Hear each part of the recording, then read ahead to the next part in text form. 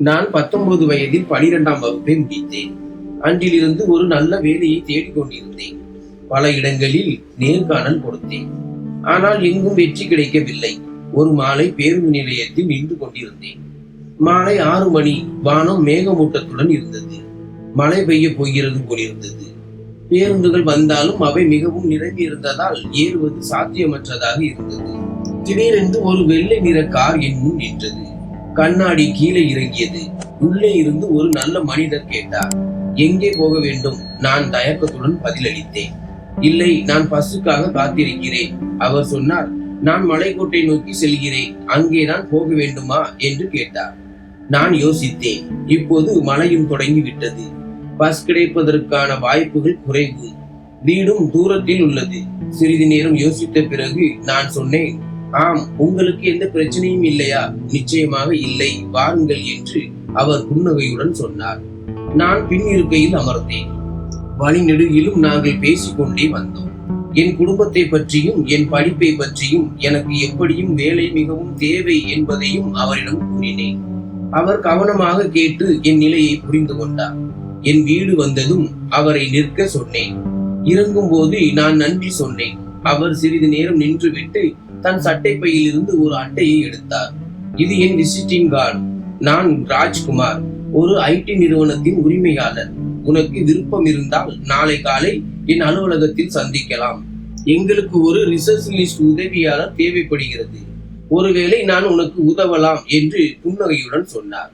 நான் கார்டை வாங்கி கொண்டேன். மீண்டும் ஒரு முறை நன்றி சொல்லிவிட்டு உள்ளே சென்றேன். வீட்டில் நான் இவ்வளவு நேரம் ஏன் தாமதமானேன் என்று அம்மா கவலையுடன் இருந்தார். நடந்த அனைத்தையும் அம்மாவிடம் சொல்லி அந்த கார்டையும் காட்டினேன். அம்மா சற்று கவலை அடைந்தார். அந்நியரை நம்புவது சரியல்ல என்றார். அடுத்த நாள் காலை அலுவலகத்திற்கு புறப்பட்டேன். கார்டில் இருந்த முகவரிக்கு சென்றதும் நான் ஆச்சரியப்பட்டேன். அது ஒரு மிகப்பெரிய மற்றும் கம்பீரமான கட்டிடம். நான் வரவேற்பறைக்கு சென்று ராஜ்குமார் சாரை சந்திக்க வேண்டும், நான் பூர்ணிமா என்று சொல்லி என் பெயரை தெரிவித்தேன். வரவேற்பாளர் என்னை 5வது மாடிக்கு செல்லுமாறு சொன்னார். நான் லிப்டில் மேலே சென்று அவரின் அறைக்கு வெளியே வந்து நின்றேன். என் இதயம் படபடவென அடித்துக் கொண்டது. மெதுவாக கதவை தட்டினேன். உள்ளே இருந்து உள்ளே வாருங்கள் என்ற குரல் கேட்டது. நான் உள்ளே சென்ற போது ராஜ்குமார் சார் மேசையில் சில ஃபைல்களை பார்த்து கொண்டிருந்தார். என்னை பார்த்ததும் அவர் புன்னகைத்தார். ஹலோ பூர்ணிமா, வந்துவிட்டாயா? உட்கார் என்று அவர் சைகை செய்து ஒரு நாற்காலியில் அமர சொன்னார். என் பெயரை அவர் நினைவில் வைத்திருந்தது எனக்கு சற்று விசித்திரமாக தோன்றியது. பிறகு வரவேற்பாளர் அவரிடம் சொல்லி இருப்பார் என்று நினைத்து கொண்டேன். பூர்ணிமா, நீ உன் படிப்பை பற்றி சொன்னாய் அல்லவா? உன்னால் கணினியில் வேலை செய்ய முடியுமா? அடிப்படை MS ஆபீஸ் தெரியுமா என்று கேட்டார். நான் ஆம் சார் என்றேன். பின்னர் அவர், மிகவும் நல்லது, பார், நான் உனக்கு நேரடியாக வேலை கொடுக்க முடியாது, ஆனால் 1 மாத கால பயிற்சி இன்டர்ன்ஷிப் வழங்க முடியும். நீ கற்றுக்கொள்ள முடியும். உன் வேலை நன்றாக இருந்தால் நாங்கள் உனக்கு நிரந்தர வேலை கொடுப்போம். ஆரம்பத்தில் மாதம் 8000 ரூபாய் கிடைக்கும். இது உனக்கு சம்மதமா என்று அவர் முன்மொழிந்தார். என் கண்களில் ஒரு பிரகாசம் தோன்றியது. இது எனக்கு ஒரு பொன்னான வாய்ப்பாக இருந்தது. ஆம் சார், இது எனக்கு முற்றிலும் சம்மதம் என்று நான் உற்சாகத்துடன் சொன்னேன். சரி, அப்படியானால் நாளையிலிருந்து தொடங்கு. காலை 9 மணிக்கு வந்துவிடு. எங்கள் HR ரமா மேடம் உனக்கு எல்லாம் விளக்குவார் என்று அவர் சொன்னார். நான் மிகவும் மகிழ்ச்சியாக இருந்தேன். இத்தனை நாட்கள் உழைத்த பிறகு இறுதியாக ஏதோ ஒன்று கிடைத்திருந்தது. நான் அவருக்கு நன்றி சொல்லிவிட்டு வீடு திரும்பினேன். வீடு திரும்பியதும் இந்த நல்ல செய்தியை அம்மாவிடம் தெரிவித்தேன். அவரும் மிகவும் மகிழ்ச்சி அடைந்தார். அடுத்த நாளில் இருந்து என் புதிய வாழ்க்கை தொடங்கியது. HR ரமா மேடம் எனக்கு எல்லாவற்றையும் விளக்கினார். அலுவலக விதிகள், என் வேலை நேரம் மற்றும் என் கடமைகள். என் வேலை பெரும்பாலும் வரவேற்பறையில் தொலைபேசி அழைப்புகளை கையாள்வது, பார்வையாளர்களை வரவேற்பது மற்றும் சிறிய காகித வேலைகளில் உதவுவதுதான். மெதுவாக நாட்கள் கடந்து சென்றன. 1 மாதத்தில் நான் நிறைய கற்றுக்கொண்டிருந்தேன். ராஜ்குமார் சார் சில சமயங்களில் என் வேலையை பாராட்டவும் செய்வார். அதனால் என் தன்னம்பிக்கை அதிகரித்தது. முதல் மாதத்திற்கு பிறகு அவர் எனக்கு நிரந்தர வேலை கொடுத்தார். சம்பளத்தையும் 12,000 உயர்த்தினார். இது எனக்கு மிக பெரிய விஷயமாக இருந்தது. ஆனால் 3 மாதங்களுக்கு பிறகு நான் சில விஷயங்களை தெரிந்து கொண்டேன். அவை என்னை கலக்கமடைய செய்தன. அலுவலகத்தில் அஞ்சலி என்ற ஒரு பெண் என் பதவிக்கு முன்பும் பல பெண்கள் வந்துள்ளதாகவும், ஆனால் யாரும் நீண்ட நாட்கள் நீடிப்பதில்லை என்றும் என்னிடம் சொன்னாள். அவள் சொன்னால், ராஜ்குமார் சாரின் பார்வை எப்போதும் புதிய மற்றும் அழகான பெண்களின் மீதுதான் இருக்கும். முதலில் அவர் மிகவும் நல்லவர் போல் நடந்து கொள்வார், பிறகு மெதுவாக தன் உண்மையான நிறத்தை காட்டுவார் என்று அவள் சொன்னாள். அவள் சொன்னதை நான் நம்பவில்லை. ராஜ்குமார் சார் என்னிடம் எப்போதும் நன்றாகவே நடந்து கொண்டார். எனக்கு பிடிக்காத எந்த செயலையும் அவர் செய்ததில்லை. நான் அஞ்சலியின் பேச்சை புறக்கணித்து விட்டு என் வேலையில் கவனம் செலுத்தினேன். ஒரு சனிக்கிழமை அலுவலகத்திற்கு விடுமுறை. ஆனால் ராஜ்குமார் சார் எனக்கு போன் செய்து, சில அவசர வேலைகள் உள்ளன, சீக்கிரம் வந்து விடுமாறு கூறினார். ஏதோ ஒரு முக்கியமான சந்திப்பு இருக்கும் என்று நான் நினைத்தேன். நான் தயாராகி அலுவலகத்திற்கு புறப்பட்டேன்.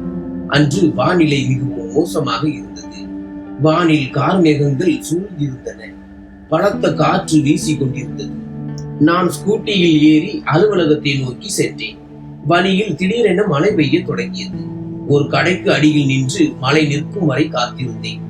ஆனால் மழை இன்னும் வேகமாக பெய்தது. அலுவலகம் அதிக தூரம் இல்லை என்பதால் மழையிலேயே நனைந்து சென்றேன். நான் அலுவலகம் சென்றடைந்த போது முற்றிலும் நனைந்திருந்தேன். என் தலைமுடி, உடைகள் அனைத்தும் ஈரமாக இருந்தன. நான் லிப்டில் நேராக ராஜ்குமார் சாரின் அறைக்கு சென்றேன். ராஜ்குமார் சார் தன் அறையில் இருந்தார். என் நிலையை கண்டு அவர் கவலை அடைந்தார். ஏ பூர்ணிமா, நீ முற்றிலும் நனைந்து விட்டியே, இப்படி எப்படி வேலை செய்வாய்? உனக்கு காய்ச்சல் வந்துவிடும் என்றார். நான் அங்கேயே நின்றேன். தண்ணீர் சொட்டி கொண்டிருந்தது. ராஜ்குமார் சார் தன் கீபோர்டை ஓரமாக வைத்துவிட்டு அலமாரியில் இருந்து ஒரு துண்டை எடுத்தார். இதோ ஓய்வறைக்கு சென்று தலையை உலர்த்தி கொள் என்றார். நான் துண்டை எடுத்துக்கொண்டு ஓய்வறைக்கு சென்றேன். என் உடைகள் முற்றிலும் நனைந்திருந்தன. என் தலைமுடியை உலர்த்தி சற்று சரி செய்தேன். ஆனால் உடைகள் ஈரமாகவே இருந்தன. ஓய்வறையிலிருந்து வெளியே வந்தபோது அலுவலகத்தில் ராஜ்குமார் சாரும் நானும் மட்டுமே இருந்தோம். சார் சொன்னார், உள்ளே இருக்கும் விருந்தினர் அறையில் சூடான காற்று வீசும் விசிறி இருக்கிறது. வேண்டுமானால் அங்கே சென்று உடைகளை சிறிது உலர்த்தி கொள்ளலாம். நான் விருந்தினர் அறைக்கு சென்றேன். அங்கே சூடான காற்று வீசும் ஒரு ஹீட்டர் இருந்தது. நான் அதை ஆன் செய்து என் உடைகளை விரித்து போட்டேன். விரைவில் காய்ந்து விடும். நான் அங்கேயே அமர்ந்து என் உடைகள் காயும் வரை காத்திருந்தேன். திடீரென்று கதவை தட்டும் சத்தம் கேட்டது. நான் பதறி போனேன். பூர்ணிமா, நான் தான். ஒரு முக்கியமான ஃபைல் உள்ளே இருக்கிறது, எனக்கு தேவை. ராஜ்குமார் சாரின் குரல் அது. நான் கதவை திறந்தேன். ராஜ்குமார் சார் என்னை பாதம் முதல் தலை வரை பார்த்தார். அவருடைய கண்களில் ஏதோ ஒரு விசித்திரமான பார்வை இருந்தது. அது எனக்கு சங்கடத்தை ஏற்படுத்தியது. நான் பார்வையை தாழ்த்தி நின்றேன். அவர் உள்ளே வந்து அலமாரியில் இருந்து ஒரு ஃபைலை எடுத்தார். போகும்போது என்னை பார்த்து கொண்டிருந்தார். பிறகு சொன்னார், உடைகள் ஓரளவு காய்ந்து விட்டது, நாம் வேலை செய்ய வேண்டும், அறைக்கு வா, இங்கே யாரும் பார்க்க போவதில்லை. என் இதயம் படபடக்க தொடங்கியது. ஆனால் நான் என்ன செய்ய முடியும்? சந்திப்புக்கு தயாராக வேண்டும். தயக்கத்துடன் நான் வெளியே வந்து அவரது அறைக்கு சென்றேன். ராஜ்குமார் சார் சோபாவில் அமர்ந்திருந்தார். லேப்டாப்பை திறந்து வைத்துக் கொண்டு என்னை பார்க்காமல் அவர், இங்கே வந்து உட்கார் என்றார். நான் மெதுவாக அவருக்கு பக்கத்தில் அமர்ந்து லேப்டாப் திரையை பார்த்தேன். திடீரென்று ராஜ்குமார் சாரின் கால் என் காலில் பட்டது. என் உடலில் மின்சாரம் பாய்ந்தது போல இருந்தது. ஆனால் நான் அசையவில்லை. என் மௌனத்தை அவர் தன் வெற்றியாக கருதி இருப்பார். ஏனென்றால் அடுத்த கணமே அவர் இன்னும் நெருக்கமாக நகர்ந்து வந்தார். என் உள்ளே ஒரு விசித்திரமான நடுக்கம் தொடங்கியது. பயம், பதட்டம் மற்றும் நான் புரிந்து கொள்ள முடியாத ஏதோ ஒரு விசித்திரமான உணர்வு. சுமார் அரை மணி நேரம் லேப்டாப்பில் வேலை செய்த பிறகு ராஜ்குமார் சார் தனது லேப்டாப்பை மூடிவிட்டு புன்னகையுடன் சென்றார். இன்று அலுவலகத்தில் நானும் நீயும் மட்டும்தான் இருக்கிறோம். ஏதாவது குடிக்க வேண்டும் போல் இருக்கிறதா? நீ ஏன் கேண்டீனுக்கு சென்று காஃபி போட்டு வரக்கூடாது? நான் உடனடியாக எழுந்து கேண்டீனை நோக்கி நடந்தேன். என் மனதில் ஏற்பட்ட கொந்தளிப்பை அமைதிப்படுத்த முயன்றேன். காஃபி போடும்போது என் கைகள் நடுங்கின. அஞ்சலி சொன்ன வார்த்தைகள் மீண்டும் மீண்டும் நினைவுக்கு வந்தன. நான் காஃபியுடன் அறைக்கு திரும்பிய போது அங்கே யாரும் இல்லை. காஃபி கப்பை மேசையில் வைத்துவிட்டு நான் சுற்றிலும் பார்த்தேன். என் இதய துடிப்பு அதிகரித்தது. நான் விரைவாக மீண்டும் சோபாவில் அமர்ந்து குரல் கொடுத்தேன். சார், காஃபி தயார். ராஜ்குமார் சார் உடனடியாக வந்தார். அவர் கையில் தொலைபேசியை வைத்துக் கொண்டு ஏதோ டைப் செய்து கொண்டிருந்தார். வா, சரியான நேரத்தில் காஃபி வந்து விட்டது என்று என் அருகில் அமரும் போதே சொன்னார். என் இதயம் வேகமாக துடித்துக் கொண்டிருந்தது. கைகளில் வியர்த்து விட்டது. நடுங்கும் கைகளுடன் காஃபி கப்பை அவரிடம் நீட்டினேன். நாங்கள் இருவரும் அமைதியாக காஃபி குடிக்க தொடங்கினோம். திடீரென்று ராஜ்குமார் சார் சொன்னார், பூர்ணிமா, நீ மிகவும் அழகாயிருக்கிறாய். என்னால் எதுவும் பேச முடியவில்லை. மெதுவாக புன்னகைத்தேன். என் முகம் வெட்கத்தில் சிவந்து விட்டது. ராஜ்குமார் சார் தனது காஃபி கப்பை மேசையில் வைத்துவிட்டு மெதுவாக தனது கையை என் காலில் வைத்தார். நான் சற்றென்று என் காலை பின்னிழுத்துக் கொண்டேன். என்ன ஆயிற்று பூர்ணிமா, பயந்து விட்டியா என்று அவர் புன்னகையுடன் கேட்டார். நான் அமைதியாக இருந்தேன். இங்கிருந்து எப்படி தப்பிப்பது என்று என் மனம் வேகமாக யோசித்துக் கொண்டிருந்தது. அவர் மேலும் நெருக்கமாக நகர்ந்து வந்தார். என் இதயம் மிகவும் வேகமாக துடித்தது. அது என் மார்பில் இருந்து வெளியே வந்துவிடும் என்று எனக்கு தோன்றியது. அவர் என் கையை தனது கைகளில் எடுத்துக்கொண்டு சொன்னார், பூர்ணிமா, நான் உன்னிடம் ஒன்று சொல்ல விரும்புகிறேன். சொல்லுங்கள் என்று நான் தடுமாறி சொன்னேன். இந்த வேலையில் நீ திருப்தி அடைகிறாயா என்று அவர் கேட்டார். நான் தலையசைத்தேன். நான் உன் வேலையை உறுதிப்படுத்தி முழு ஒப்பந்தத்திலும் கையெழுத்திட செய்தால் எப்படி இருக்கும் என்று அவர் மெதுவாக கேட்டார். சார், அது உங்களை பொறுத்தது என்று நான் பதிலளித்தேன். இல்லை பூர்ணிமா, அது என்னை பொறுத்தது அல்ல, உன்னை பொறுத்தது என்று என் கையை இன்னும் சற்று இறுக்கமாக பிடித்துக் கொண்டு சொன்னார். நீ என்ன விரும்புகிறாய்? ஒரு நல்ல நிரந்தர வேலையா அல்லது எப்போது வேண்டுமானாலும் பறிபோகக்கூடிய தற்காலிக வேலையா? என்ன என்று நடுங்கும் குரலில் நான் கேட்டேன். நான் புரிந்து கொண்டாலும் அவர் என்ன சொல்ல விரும்புகிறார் என நினைத்தேன். நீ என் பேச்சை கேட்டால், என் ஒவ்வொரு விருப்பத்தையும் நிறைவேற்றினால், இன்று இரவு என்னுடன் கழிப்பது போல நான் உனது எதிர்காலம் பாதுகாப்பாக இருக்கும் என்று உறுதியளிக்கிறேன். நாளை முதல் உன் வேலை நிரந்தரம் என்று என் கண்களை பார்த்து அவர் சொன்னார். எனக்குள் ஒரு புயல் கிளம்பியது. நான் சட்டென்று என் கையை விடுவித்துக் கொண்டு எழுந்து நின்றேன். சார், நீங்கள் என்னை தவறாக புரிந்து கொண்டுள்ளீர்கள். நான் அப்படிப்பட்ட பெண் இல்லை. நான் அப்படி ஒருபோதும் செய்ய மாட்டேன். நீங்கள் எப்படி இப்படி யோசிக்க முடியும்? என் குரலில் கோபம் இருந்தது. ராஜ்குமார் சாரும் எழுந்து நின்றார். பூர்ணிமா, ஒன்று புரிந்து கொள். இந்த உலகில் முன்னேற சில சமரசங்கள் செய்ய வேண்டியிருக்கிறது. நான் உன்னை கட்டாயப்படுத்தவில்லை. உன் விருப்பம். நான் உன்னையும் உன் குடும்பத்தையும் எல்லா வகையிலும் ஆதரிப்பேன். உன் அம்மா, உன் தம்பி அனைவரின் வாழ்க்கையும் மாறலாம். அவர் கதவை நோக்கி நகர்ந்து சொன்னார். நான் கீழே சென்று ஒரு சிகரெட் பிடித்து விட்டு வருகிறேன். நீ இங்கே இருந்தால் நீ சம்மதித்ததாக நான் புரிந்து கொள்வேன். இல்லை என்றால் சென்று விடு. நான் தவறாக நினைக்க மாட்டேன். இப்போது வரை நடந்து கொண்டிருப்பது அப்படியே தொடரும். இவ்வளவு சொல்லிவிட்டு அவர் வெளியே சென்று விட்டார். நான் அங்கேயே நின்று என் கண்ணீரை அடக்க முயன்றேன். என் மனதில் எண்ணங்களின் புயல் வீசியது. ஒரு பக்கம் என் தன்மானம் ஒரு புறம், குடும்ப பொறுப்புகள் மறுபுறம். அம்மாவின் உடல்நிலை அடிக்கடி சரியில்லாமல் இருந்தது. தம்பியின் படிப்பு செலவு, இவற்றையெல்லாம் எப்படி சமாளிப்பேன்? நான் மறுத்தால் ஒருவேளை 2-3 வாரங்களில் வேலையை விட்டு நீக்கி விடுவார்கள். இந்த நகரத்தில் வேலை கிடைப்பது எளிதல்ல என்று நினைத்தேன். புதிதாக தொடங்குவது என்றால் மீண்டும் அதே போராட்டம் தான். உடைந்த மனதுடன் நான் மீண்டும் சோபாவில் அமர முடிவு செய்தேன்.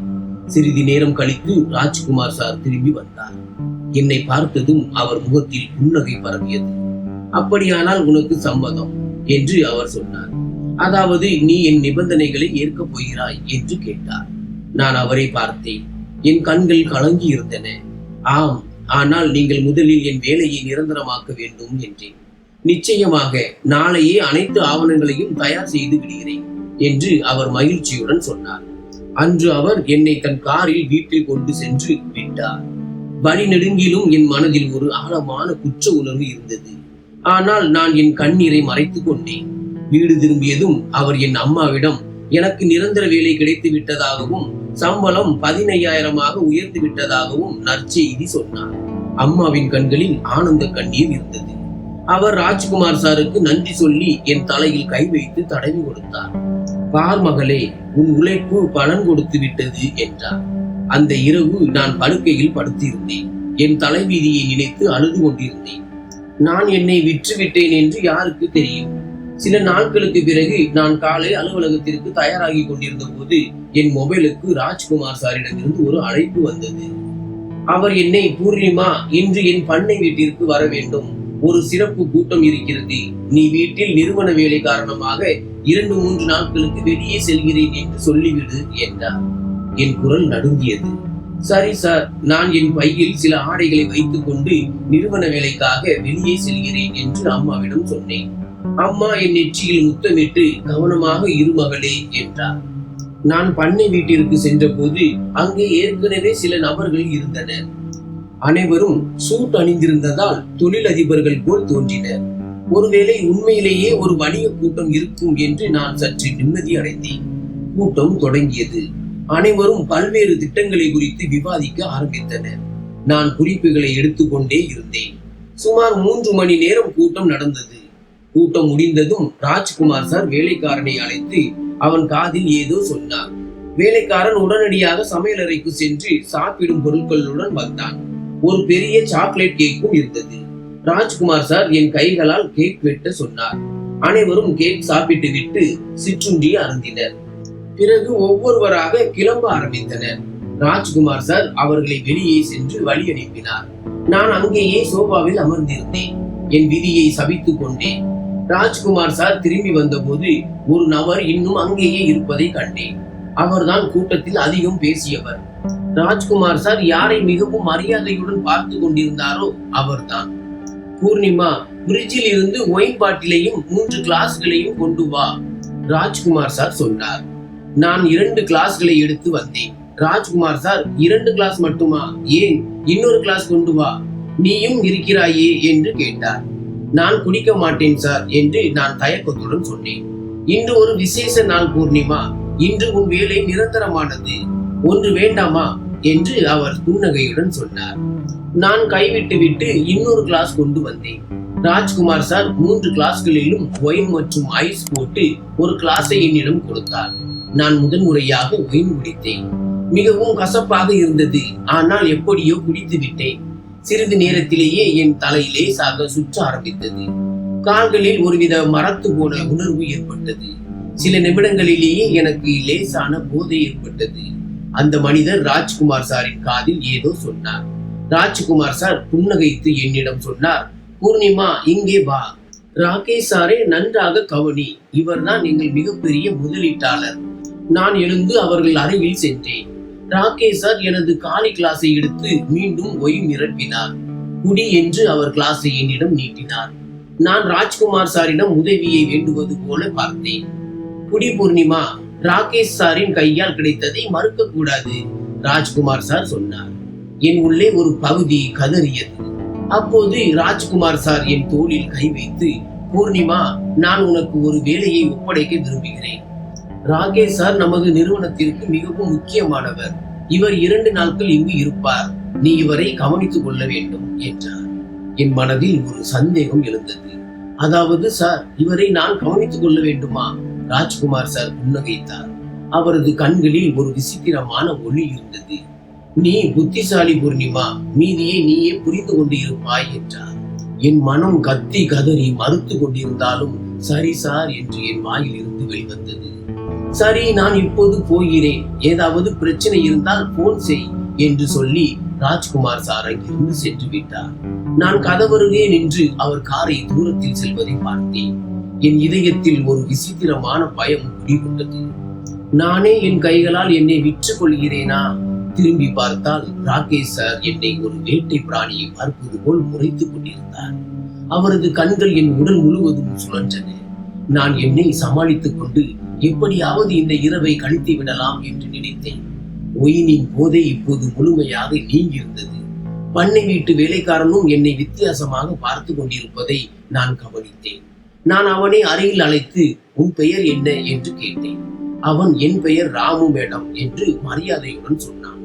அவன் ஒரு சாதாரண மனிதன், ஏதோ ஒரு கிராமத்தில் இருந்து வந்தவன் போல் தோன்றினான். நான் அவனிடம், இந்த பண்ணை வீடு நகரத்தில் இருந்து எவ்வளவு தூரத்தில் உள்ளது என்று கேட்டேன். அவன் சுமார் 15 கிலோமீட்டர் மேடம், இங்கு அருகில் எந்த கிராமமும் இல்லை என்று சொன்னான். என் உள்ளுக்குள் இருந்த பதட்டம் அதிகரித்தது. இந்த இடம் முற்றிலும் தனிமைப்படுத்தப்பட்டிருந்தது. ஏதாவது தவறு நடந்தால் யாரும் காப்பாற்ற வரமாட்டார்கள். ராமுவுடன் சிறிது நேரம் பேசிக் கொண்டிருந்த பிறகு அவன் தன் அறைக்கு சென்று விட்டான். இப்போது நானும் ராகேஷ் சார் மட்டுமே இருந்தோம். ராகேஷ் சார் ஒரு கிளாஸில் மீண்டும் உயிர் ஊற்றி என் அருகில் வந்து அமர்ந்து, உன்னை பற்றி ராஜ்குமார் ரொம்ப புகழ்ந்தான், இன்று ஏன் என்று பார்த்து விட்டேன் என்றார். அவர் குரலில் ஏதோ விசித்திரமாக இருந்தது. நான் சற்று நகர்ந்து, நான் கொஞ்சம் ஓய்வெடுக்கிறேன், நாளை கூட்டத்திற்காக விளக்க காட்சியை தயாரிக்க வேண்டும் என்றேன். வா, நாம் சேர்ந்து ஓய்வெடுப்போம் என்று சொல்லிக் கொண்டே என் இடுப்பில் கை வைத்தார். நான் உடனடியாக அவரது கையை தட்டினேன். தயவு செய்து என்னை தொட முயற்சிக்காதீர்கள். அவரது முகத்தின் நிறம் மாறியது. ஓ, அப்போ செல்லம் கொஞ்சுகிறாயா? ராஜ்குமார் நீ ஒத்துழைப்பாய் என்று சொன்னானே என்றார். நான் எழுந்து கதவை நோக்கி நடந்தேன். ஆனால் அவர் என் கையை பிடித்து இழுத்து சோஃபாவில் தள்ளிவிட்டார். தப்பிக்க முயற்சிக்காதே என்று அவர் கர்ச்சித்தார். நான் கத்தினேன், காப்பாற்றுங்கள், யாராவது இருக்கிறீர்களா, காப்பாற்றுங்கள். ராகேஷ் சார் என் வாயை பொத்தினார். மற்றொரு கையால் என் ஆடைகளை இழுக்க ஆரம்பித்தார். நான் கைகளையும் கால்களையும் உதைத்துக் கொண்டு என்னை காப்பாற்றிக் கொள்ள முயன்றேன். அப்போது கதவு பலமாக திறக்கப்பட்டு ராமு உள்ளே வந்தான். என்ன நடக்கிறது என்பதை பார்த்ததும் எதையும் யோசிக்காமல் ஒரு மர ஸ்டூலை எடுத்து ராகேஷ் சாரின் தலையில் ஓங்கி அடித்தான். ராகேஷ் சார் அலறியபடி என்னிடமிருந்து விலகி கீழே விழுந்தார். அவர் தலையில் இருந்து ரத்தம் வடிந்தது.